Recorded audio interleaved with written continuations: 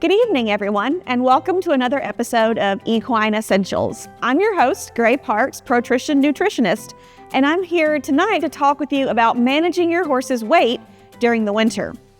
As we go into the winter feeding season, you first want to look at your horses and see what kind of condition they're in so that you know what horse you're managing. So let's look first for the horses that are in ideal body condition. If you aren't familiar with body condition scoring, we use a scale of 1 to 9, with 1 being a very thin horse and 9 being a morbidly obese horse. And we want most horses to be kept at a body condition score of between 4 and 6. This 2-year-old filly in my photograph here is around a 5.5, so just about perfect going into winter. Her ribs are covered, all of her joints are covered, but there's no excessive fat, and she's exactly where I want her to be all year long. The next photo is a horse in thin condition, or a body condition score of under 4. With these horses, they're not going to have enough fat to help maintain their body temperature during the winter, so they're going to have higher calorie needs than our healthy condition horses, plus the additional needs of getting them back up to weight. So we want to make sure that we're doing everything we can to support them during the winter. At the opposite end of the spectrum, we have our fat horses. Those are horses that are at a body condition score greater than 6. With these horses, winter is a good time and opportunity for us to attempt to get them back down to a healthier body condition before spring grass comes up. So how do we do that? We want to start any horse's feed program looking at their forage. Forage selection is very important for all horses, and especially those whose weight we're trying to manipulate. On average, we want a horse to get about 2% of their body weight every day in forage. That's for our horses in ideal body condition. For those very fat horses, we might restrict their forage to as little as 1.5% of their body weight, just to help them control their calories. With harder keepers, however, you want to go to about 2.5% of their body weight in forage to give them extra calories and extra fiber. When we select a forage, we want to make sure we're choosing the right kind of hay for each horse. Regardless of what type of horse you're feeding, we want the forage to be clean, free of weeds, and healthy for that horse. But the quality, as far as the amount of nutrition in that hay, really needs to match the horse type. For example, with a very fat horse, then we want to choose a hay that's a little bit more mature. It'll be higher in the less digestible fibers, which you'll see as ADF and NDF on your hay analysis. That means the horse will have to eat more hay to get the same energy out of it, and that helps to control the weight of that fat horse. But if we try to feed that high NDF or high ADF hay to a hard keeper, then they're not going to be able to physically eat enough to meet their needs. So we want a higher quality, more digestible hay for those horses. For our harder keeping horses, or any horse with a higher nutrient requirement, I like to include alfalfa as a part of their forage. Somewhere between 25 and 75% of their hay, to help make sure that those horses that have high needs, like a broodmare, a growing horse, a hard keeper, or a horse I'm trying to put weight on, has a highly palatable, highly nutritious hay as a large portion of their forage.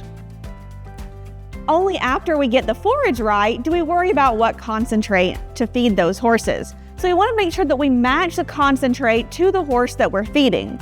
So for those easy keepers, those fat horses that we're trying to get weight off of, we want to make sure we're feeding a ration balancer rather than a regular feed. Ration balancers, like Pinnacle Balancer, are highly concentrated, low-calorie, high-nutrient feeds. So especially when we're restricting forage, trying to get weight off of the horse, we want to make sure we're providing plenty of protein, vitamins, and minerals to meet the horse's other nutrient requirements in a low-volume, low-starch, low-calorie package. For our average keepers, we might choose a typical concentrate like Pinnacle Versatility, or Pinnacle Low Starch, Pinnacle Maximize, or Pinnacle Optimize. These feeds, meant to be fed at around 4 to 8 pounds per day, depending on the size of the horse, will provide a few extra calories compared to a balancer, additional nutrition, and help keep those horses in good weight. For our hard keepers and thin horses, though, we want to make sure to pay special attention to their calorie and nutrient needs. So we want to make sure we look at what kind of horse we have and why it's thin. If it's a high performance horse or just a high energy needs horse, then a high calorie concentrate like Pinnacle Maximize that's high in fat, digestible fiber and other energy sources might be the best option, or even top dressing their grain with a fat supplement like our new Pinnacle Brilliance. With senior horses, however, they might be thin because they're not utilizing that hay that we give them well, even if they're still chewing well, in which case a special senior feed like Pinnacle Maturity that's highly digestible and high in fiber will actually do a better job of putting weight on that horse than just adding fat or adding a different calorie source. After though we look at their feed, then there are some management tweaks we can make with our horses to help control their weight. We can manipulate their exercise programs or even, yes, their blanketing programs. So you might have noticed when I showed you my fat Palomino pony earlier in this presentation that she had some of her winter hair clipped off. It's called a trace clip. I actually did that as part of her weight management strategy. Horses start burning extra calories to stay warm if they don't have a full winter coat at around 50 degrees Fahrenheit. If they have a full winter coat though, they may not start burning extra calories until about 20 degrees. So with that pony, I actually am deliberately trying to keep her a little on the cool side to help her burn some more calories. Blanketing works the same way. So with my hard keepers, I will start blanketing at a higher temperature compared to horses with the same amount of hair who are easier to keep weight on. So when it's 20 degrees outside, my 22-year-old mare, who's on the thin side of average, gets a pretty significant blanket for a horse that's not clipped. She gets a mid-weight with a full neck cover. But that fat pony with the trace clip doesn't get any blanket at all until we're in the teens, and even then it's just a lightweight blanket. She doesn't shiver, but she actually does burn some extra calories. Blanketing may not seem like a big impact, but every calorie counts with a very fat or a very thin horse. Thank you for joining me tonight for this episode of Equine Essentials.